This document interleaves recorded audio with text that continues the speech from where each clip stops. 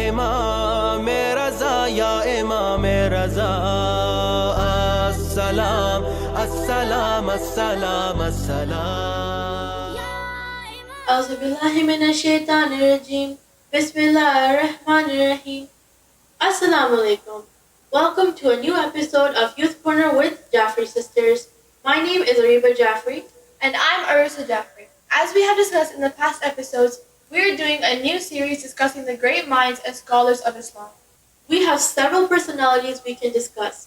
Our religion, Islam, is all about knowledge and has great alams.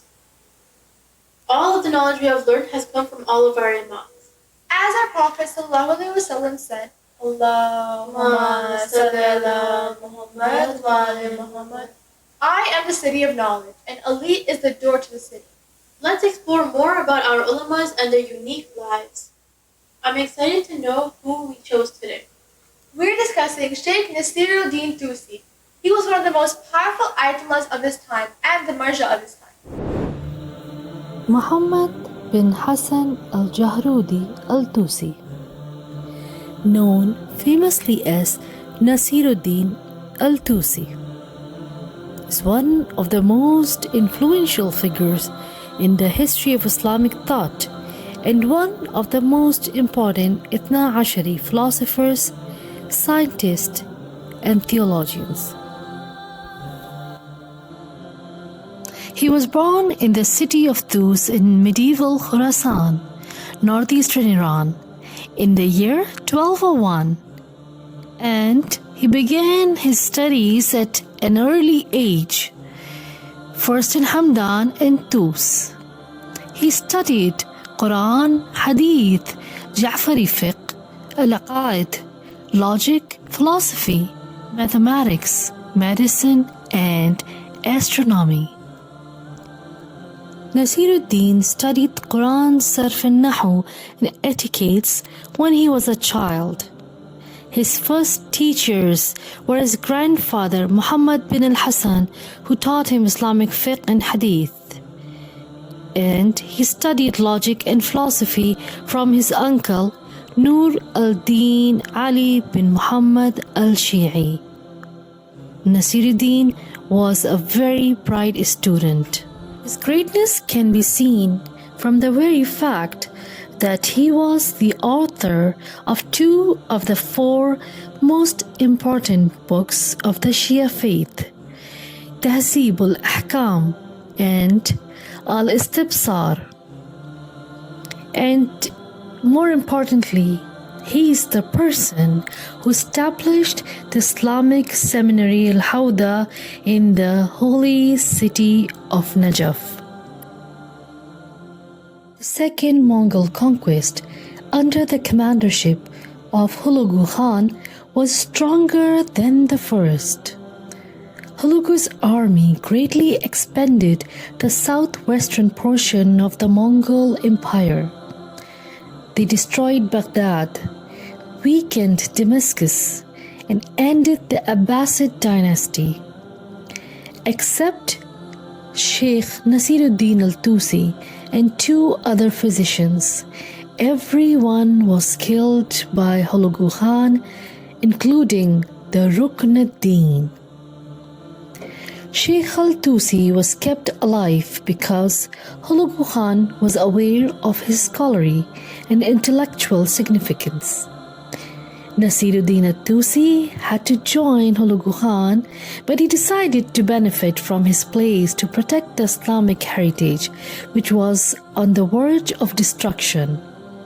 His plans were so effective that a government which had launched attacks to eradicate Islam converted to Islam at the end. And the successors of Genghis Khan and Hulagu Khan turned into Muslim kings. One of the Nasiruddin Tusi's significant activities was the establishment of a great library in the city of Maraga, in addition to the observatory where many scholars of the time resided and were immune from the murders. Upon the command of Hulagu Khan, many valuable and scientific books which had been plundered from Baghdad, Damascus, Mosul, and Khorasan were brought to the library. Historians believe there had gathered some 400,000 books in Marga library. I've heard his name many times in Majalis, and to discuss his personality, we have invited Syed Hasan Abid. He is currently a sociology student in York University. He's also a youth speaker, and he was with us last episode, and I enjoyed listening to him very much. Assalamu alaikum wa rahmatullahi wa barakatuh. Thank you for having me on this show. Brother Hasan, I would like you to enlighten us about Shaykh Tusi's life and his personality. أعوذ بالله من الشيطان اللعين الرجيم بسم الله الرحمن الرحيم اللهم صل على محمد وآل محمد. Shaikh Nasir Al-Tusi, or Allama Tusi's life, we will be discussing inshallah, to answer the question inshallah. When we look at his life, it's very important. Nasir al-Din, which is his name, was born February 17th, some say on 1201 in Tus. So the name that he was actually given when he was born, or his birth name, is Muhammad bin Hasan al-Jahrudi Al-Tusi. So Al-Tusi comes from, he was originally from Jahrud, which is a town in Qum, but he grew up in Tus, the town of Tus in Iran, and he is known as Al-Tusi, or Allama Tusi, Shaykh Al-Tusi, Nasiruddin Tusi. So this is a little bit of background about his name. The importance is there. You see these titles that these scholars have, these great scholars of ours. This is a title of his because he was studying in that city of Tus, or he grew up in that city of Tus. He is known as one of the most influential and most important, Maraja, great scholar, you could say, if we look at our scholars, very, very important scholar of ours. He had a lot of huge grasp, not just on our fiqh or usul or theology, but also on, mathematics, on math, on, astronomy, on different subjects. So he had a very, very, big control on knowledge as a whole. And that's one of his, his announcement to you, his message to us is that to remember knowledge is very important. So, he is also compiled over in his library that's in the city of Marageh. It has about over 400,000 books in the city of Marageh. This library or observatory that he made, Allama Tusi made, had about over 400,000 books about theology, about usul, about fiqh, about different subjects. And what was very important is that Nasruddin Tusi's character is distinguished by this.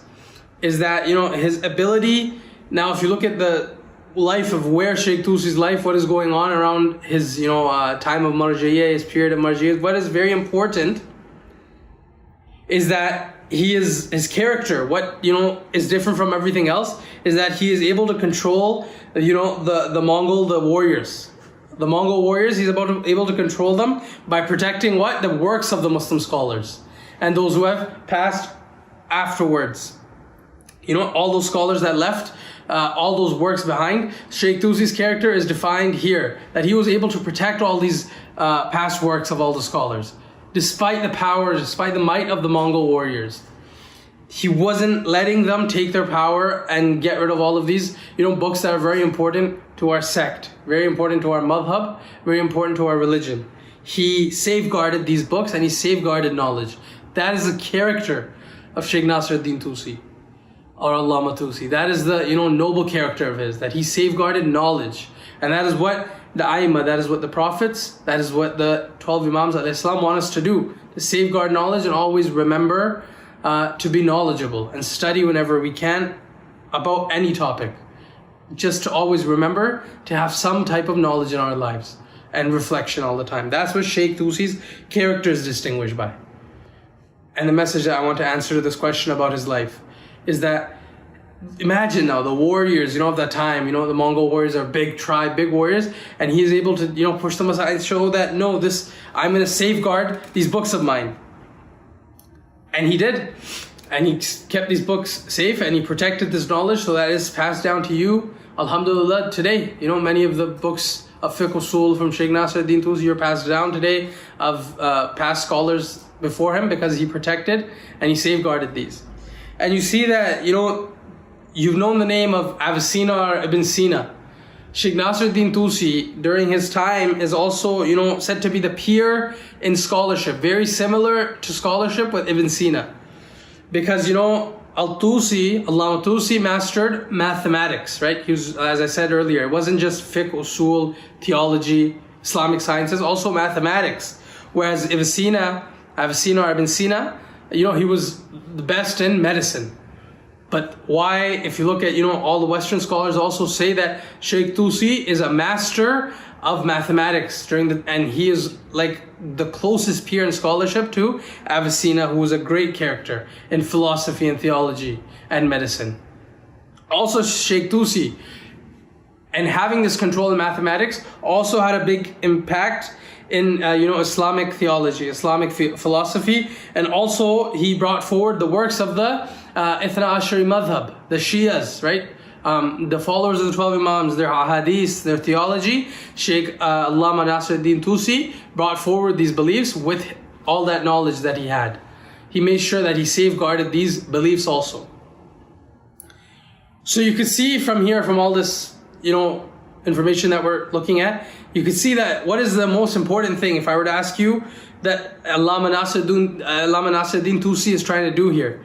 He is trying to, or his priority is to save the lives of the scholars and the works of the scholars, right? The manuscripts of the scholars in the libraries, so that the deen is protected, safeguarded, and it's there for me and you to study today, for the later scholars who came after him to study, to reflect on. That's his message and mission that he wants to, you know, bring forth towards us. That's what his life struggle was.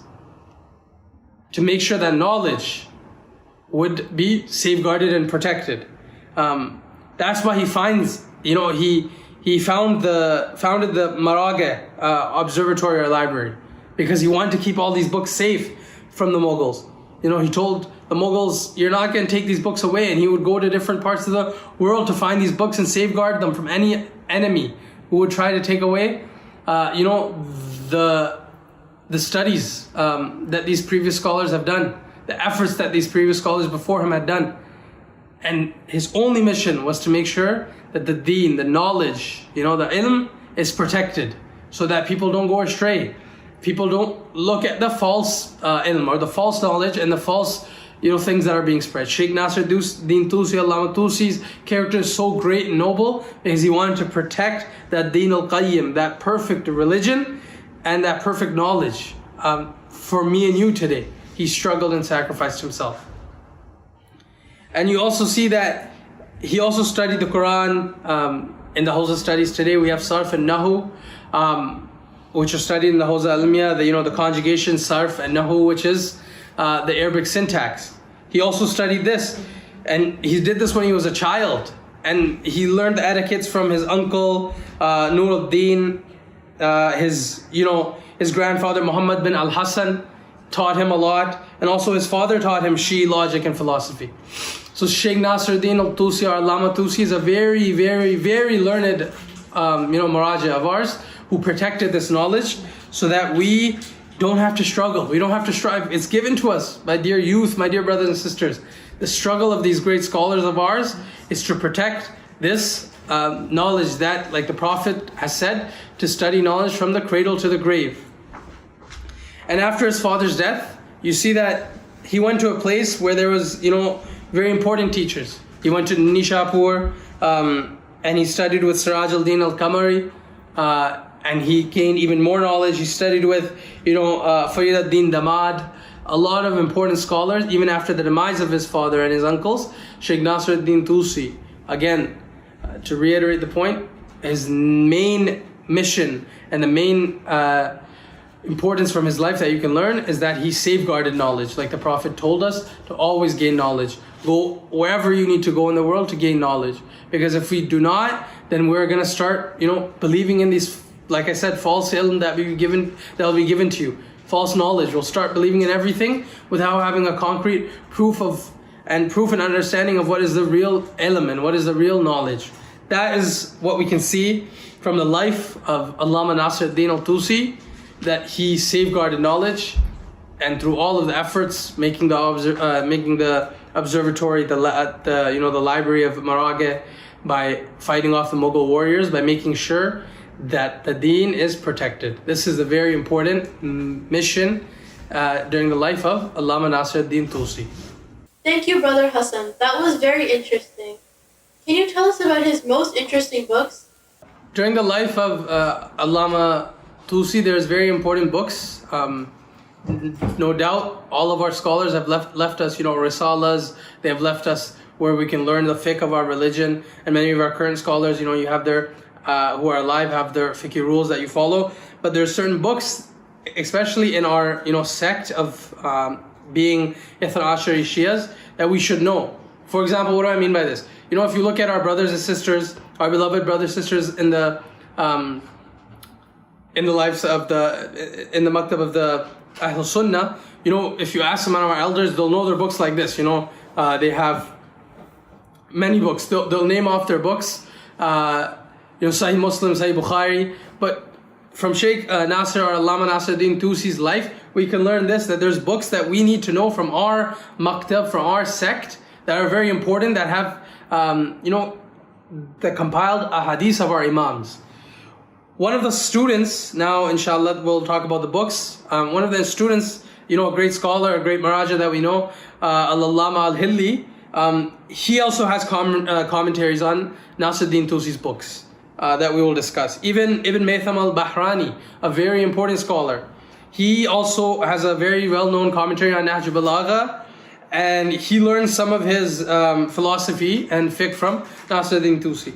So you see that many of the works outside, now I would like to discuss, of Islamic mathematics or outside of Islamic theology or philosophy, is the mathematical and general knowledge that Allama Tusi had, those books like we discussed earlier. Some of these books are, for example, Jami al-Hisab, which is the book of it's the book of mathematics that Shaykh Allama Nasir ad-Din Tusi writes. He talks about Tadriqa fi Ilm al-Haya, which is the discussion of the reminder of astronomy. He talks about Tajrid al-I'tiqad. Tajrid al-I'tiqad talks about our beliefs. So you see, it wasn't just usul fiqh. Like I said earlier, it was important to know that, hold on to knowledge, and you'll see how you'll grow as a person. And you see, two very important books of Allama are that we should know, and the youth. This is my message, or what I would like to answer in this question. The book that is very important from his life is Al-Tibyan fi Tafsir al-Quran, which is a tafsir of the Quran, which is very important to know. And he looks at the hadith of the Masumeen and different, tariqah of doing tafsir, a very important tafsir. So Al-Tibyan fi Tafsir al-Quran. And then Al-Istabsar, which is the book of Allama Al-Tusi. And he himself, I'll describe inshallah, this book I feel is very important from his life. And his life was what? Centered around knowledge. And this book, is basically the little perfect example of why he was saying knowledge is so important. Al-Istabsar, from Shaykh Tusi's own words, it's useful for those, it's a useful reference for those who are beginners in fiqh and who are starting their journey and trying to learn about jurisprudence. And it was also, Allama is saying, important for those who have finished, who are intermediates. They are students who are a little more advanced. Al-Istabsar is there for them to study more deeply, get more knowledge about fiqh, about jurisprudence. And he says why, and inshallah, this is the answer to the question of why this book is very important. He says why is it very good for both of them, the one who's a beginner and the one who's reading it in more depth, is because all of them could obtain what they need and reach their soul's desire. That itminan, as you say, that feeling of, completeness, that, I've understood what I've learned. I've understood this subject. You have to go, if you struggle with math, you struggle with science in your daily school, you go to tutors, you go to your parents, your siblings. Al-Tusi, this great scholar of yours, has left the same thing for you. In Al-Istabsar, this book he compiled so that the beginner who are struggling with jurisprudence, we read it, right? We understand it. And then the one who is in more depth, who has more knowledge, is there for them also. So you see that it's there so that we can find desire in our soul to learn like I said, the proper deen, the proper ilm, the correct ilm, and so that our heart, our soul finds peace, that what we're reading and what we're understanding is true. And then it connects also, he says that this Al-Istabsar is connecting different ahadith from our Aima about jurisprudence. And I think from the life of Allama Nasir Tusi, which is a amazing life and should be discussed, short programs, obviously lives like these can be given hours talks on, and there can be series of lectures on the lives of these great scholars of Marajih. But Al-Istabsar and Al-Tibyan fi Tafsir al-Quran are two very important books which highlight the struggle of Allama Nasir Tusi's life to safeguard knowledge and to make sure ilm is alive today. He made sure that the ilm that you see in the Hawza Ilmiya around the world is there. He safeguarded it and made sure that the knowledge that you have today in so much ease and so much comfort is brought to your homes. Allahumma salli ala Muhammad wa ala Muhammad. Jazakumullah khairan. Thank you, Brother Hasan, for giving us so much information. And that is all for today's episode of Youth Corner with Jafri Sisters. Keep watching us on Qaim TV. कोई भी न खाली गया, तू है शाह ज़मन, तू है शाह हुदा, तू है शाह ज़मन, तू है शाह हुदा। कर मुझे भी खजाने से अपने अता, कर मुझे भी खजाने से अपने अता। या इमाम रज़ा, या इमाम रज़ा, अस्सलाम अस्सलाम अस्सलाम अस्सलाम।